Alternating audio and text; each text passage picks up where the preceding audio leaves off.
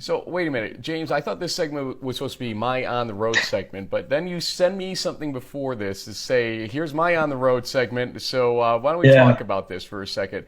What did you do this weekend that you were on the road? Yeah. Well, I went to go see Ali Marpet and the Tampa Bay Bucks and just happened to tag along with 15 or so of his former teammates from the Hobart Statesman. We were sitting all up in section 241. It was a lot of fun to see those guys. All of them have graduated and started their careers. Seem to be doing pretty well, scattered throughout the Northeast and elsewhere. But it was good to catch up with those guys. Not a win for the Buccaneers, unfortunately. Their season is not turning out to be living up to the expectations that everyone had coming into it. But I think Ali played pretty well, and I think his former teammates got a kick out of just seeing him on the NFL field. Well, let's look at this photo for a second here. This is a motley crew if I've ever seen one, to be honest with you. Sure is. Anybody want to identify in this photo? Well, in the back row, you can see Mike Berkowitz, who is a really good tight end for the Statesman. He was one of definitely been a fan of our show and friends of the show. You can say, Pat Conlon, the quarterback for Hobart, was there as well. The guy sitting with his shirt wide open is Parker Thielander, who is quite a character, to say the least. He was I've a heard those rumors, actually. I hate to tell you. Yeah, no, his reputation preceded himself. And he certainly lived up to expectations. It was a lot of fun. Okay, so most people watching this do not want to see pictures of old guys from Hobart at this point, but at least we got your on the road segment out of the way. Guess where I went this weekend? I think you went to go see a game that you said might end up being a lot more competitive than some of the pundits might think down in New Jersey. And it ended up being 7-6. Montclair leading Wesley at the end of three quarters, and then Wesley is Wesley as always, and decides to put up 20 in the fourth quarter, like they put 22 up on Kane, I think, in the second quarter a few weeks back. Yeah. So this Wesley team is a little bit living on the edge at times, but he definitely has the weapons to do what they need to do. But their defense had to play strong for those three quarters to at least keep it to 7-6. And so we went on the road to Montclair State and talked to Wesley and a few players and Coach Strass. So let's start with the players first. There's some great senior leadership right now on that Wesley defense, and I think that's what they're really relying on to bring this thing home, the NJAC title, that is. And right now we're going to look at defensive end Isaiah Ingram and linebacker Samer Mana, who are two great players for Wesley. And again, I think one of the Mave led in tackles was right up there, but they had tackles for loss and sacks and just kept up the pressure all day long so that Montclair could not get more than the touchdown right before the first half ended. Let's go to that interview. Here in Montclair, New Jersey, after Wesley wins 26-7 over Montclair State, and I am with Samer Mana and Isaiah Ingram here, two senior defensive players who had a great day keeping Montclair State to 7 points. And guys, really, you needed to keep them to 7 points for most of this game because it was 7-6 going into the fourth quarter. Isaiah, let's start with you. What were you telling your team on the sideline, trying to get everybody motivated, obviously, but what were you saying to your team to get them to that point? We just couldn't keep arguing with each other. We had to pick each other up in the time where we was losing. Just keep each other motivated and just keep pushing through. Coach was saying to you guys, you can do it, you can do it. What's he trying to motivate in you guys right now, Samer? The message behind that was, we came out flat from the beginning. We didn't really execute some assignments from the jump.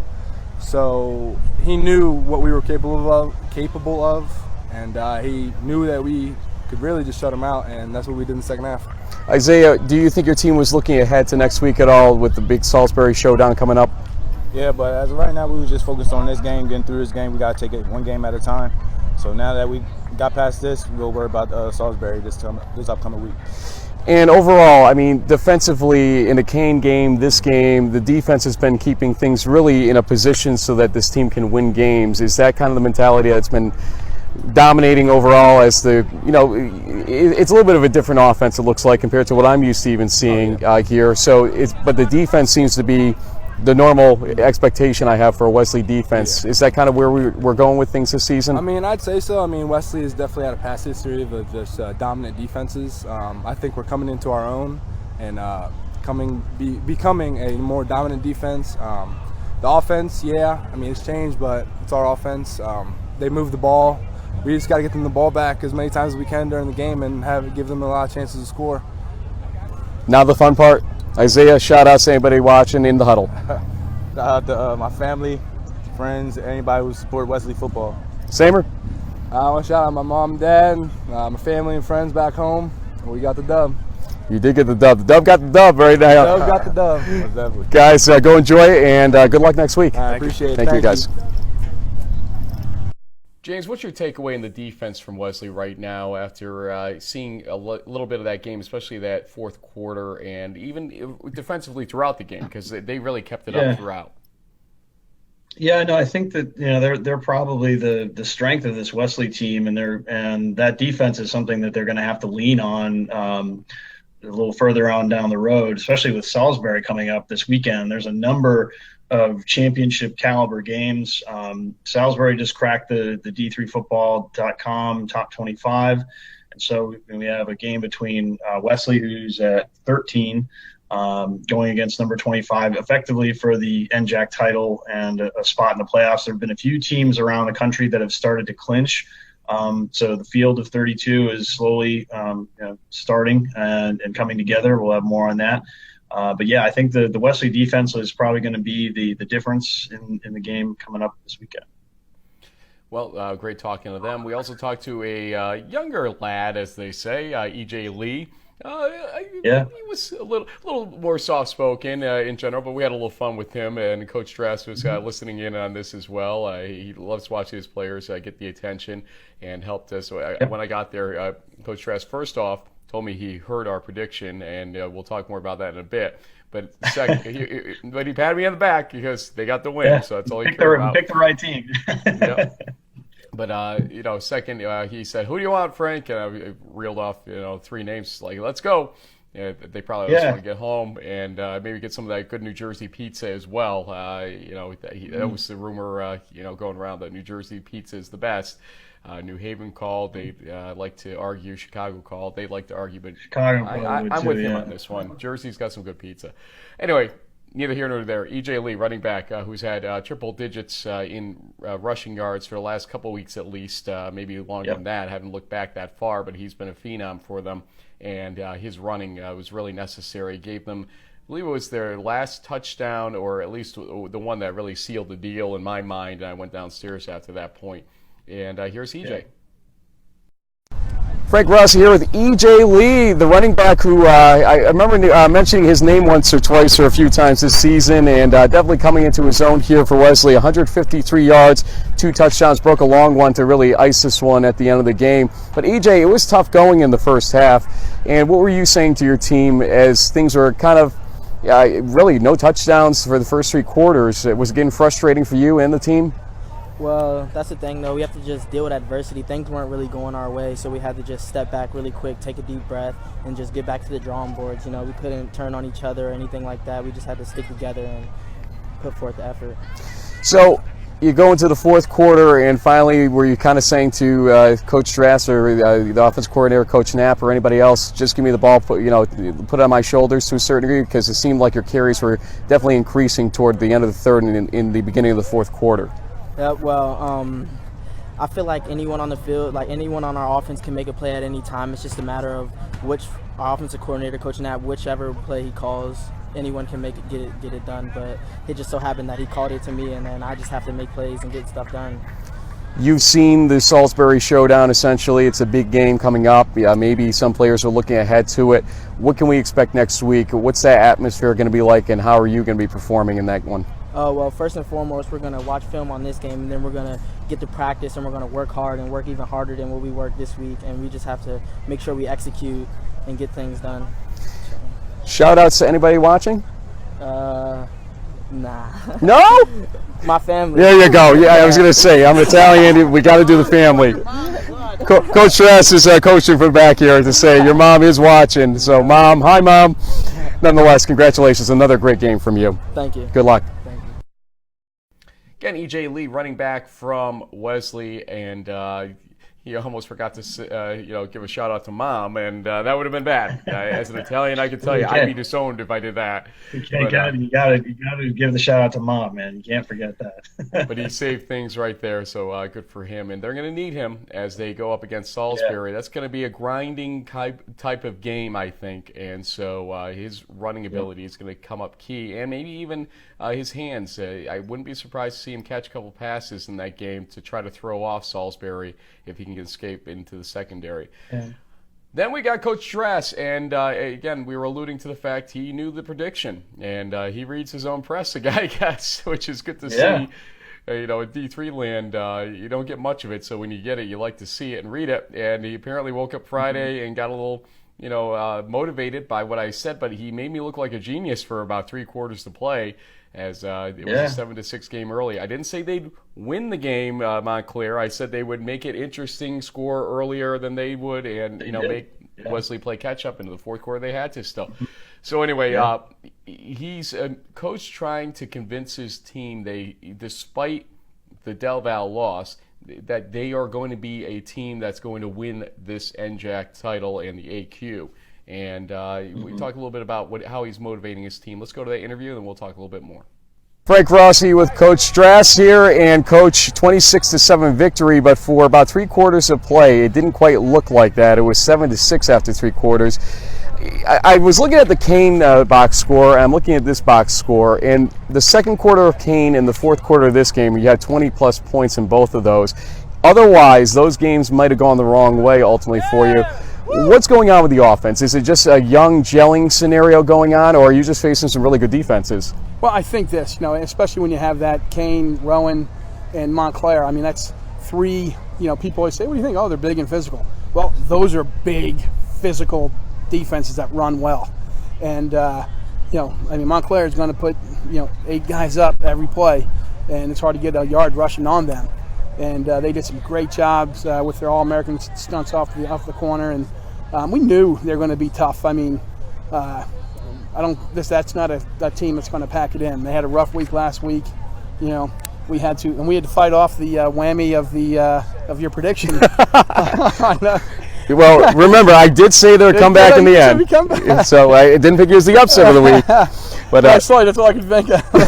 Get rid of the Frank Rossi whammy. A lot of people would love to do that. Nonetheless, the defense, though, has been sensational. And especially in a game like today, obviously a little bit of a glitch toward the end of the first half, but that was it. 7 points by Montclair, and they had a couple of opportunities, but your defense stood up. You have a lot of senior leadership there, obviously. Is that what you're looking to right now? Yeah, I mean, Sammer, and Mike Sabino, those 2 linebackers are really good football players.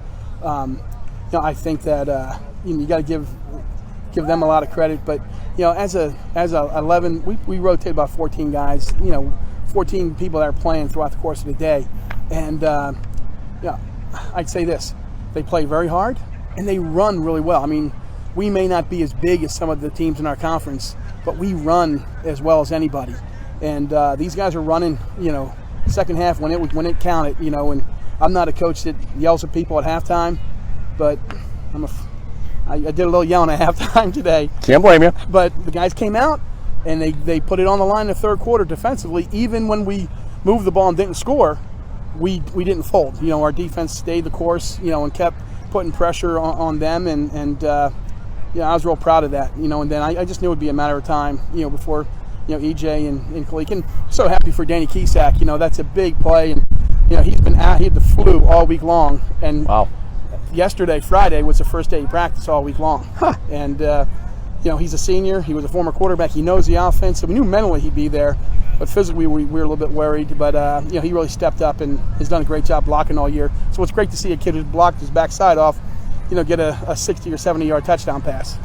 Listen, at the circle of players at the end, you were kind of in an impassioned plea, saying to them, "You can do this. You can do this." What were you talking about? Why so impassioned right now? Well, right now we are in a position, to fight to get into postseason play, to fight to win a conference championship. 3/4 of the team out there in the country probably aren't in that same position, and we can do that. But we got to put forth our best effort every play. We got to give more. It's 60 minutes, and we can't go out and play 30 minutes, against teams we're going to play. They're going to be ready. They want that ring too. They want to get to that promised land too and get in those playoffs. We can do it, but we got to earn it. Salisbury's next for your team. Were you first maybe a little afraid that some players were looking ahead to that game because of the marquee nature of it? They had a good day from what I had seen earlier against, I believe it was Rowan today. But obviously you throw records out the door when you get to that showdown between the two teams. What do you expect to see? It'll be a battle. It always is. We have to be able to move the ball consistently, against them. We did that last year. But, this is a new year, a new game. Defensively, we've got to be able to play mistake-free football. And every year, when we get that Route 13 battle going, there's definitely going to be ebbs and flows. And, the team that makes the least amount of mistakes is going to be the one left standing at the end of the game. So hopefully that'll be us. Coach, you have come back from that Del Val loss with authority, really, with wins ever since, and put yourself in a position to make this game an extremely important one coming up. So good luck to you in this, and congratulations on the road getting here, at least since game one. Thanks, I appreciate it. Thank you. See you, Frank. So, James, that was Coach Strass with me, and again, thank you to him for all of his help. They have to stay a few extra minutes, obviously, to talk with me on the field, and we do appreciate that. You heard his motivating speech, basically, that he recreated for us in the interview, and we thank D3Football.com. The Around the Nation podcast actually played that same interview on Monday as well, because they enjoyed it as much as we did. So appreciate that, guys. But what is your thought here, Wesley? Are they going to win the NJAC in your mind right now? I think they will, because it appears that they're coming together in all the phases of the game that you need to be a conference champion and a playoff participant. It starts on offense with the line. This E.J. Lee, something, if you've been following Wesley this season, his name's in the box score. He's running the ball well. That tells me Wesley's offensive line is clicking, and they're running with some balance. Since traditionally Wesley's been more of a passing team. But the fact you see, E.J. Lee getting these carries shows that they have a balanced attack is what you need. And then the defense is really, they've been shutting people down. I don't think they've given up that many touchdowns this season, honestly. There was a few weeks straight where they held teams scoreless, and that's hard to do at any level of football. The only thing I don't really know much about the Wolverines is sort of their special teams play. But at the end of the day, it really comes down to the offensive and defensive lines, and it looks like they're clicking. And I really like I like that interview with Coach Strauss. He really, he's a pretty open and honest guy. He doesn't do the usual coach speak, sort of canned responses that you hear in a lot of these interviews on ESPN or whatever. He was very open and very honest about his team, and the fact that it sounded like he knew it was time. He had to kind of chew him out a little bit, which is not really his style, but he had to light a fire, because they probably, it's not uncommon for 18, 19-year-old kids to think, oh yeah, we know we have this championship game. Let's just get through this one. And it sounds like they woke up when they had to, and they got the job done. Yeah, halftime score is 7-3. And on my way down there, it was just, you could feel that the better team was the ultimate winner. But that Montclair was sticking around, and you can do that for 60 minutes and end up winning a game that you're not supposed to win. Well, they almost did it, and then Wesley finally kind of got the Jets fired up, as you said, in the beginning of the fourth quarter. They finally got the touchdown they needed to begin to peel away this game and get it into their win column. Again, thanks everybody at Wesley for all their help this season with the coverage we've been able to provide. We can't do it without them. And as well, we hope to see more of them.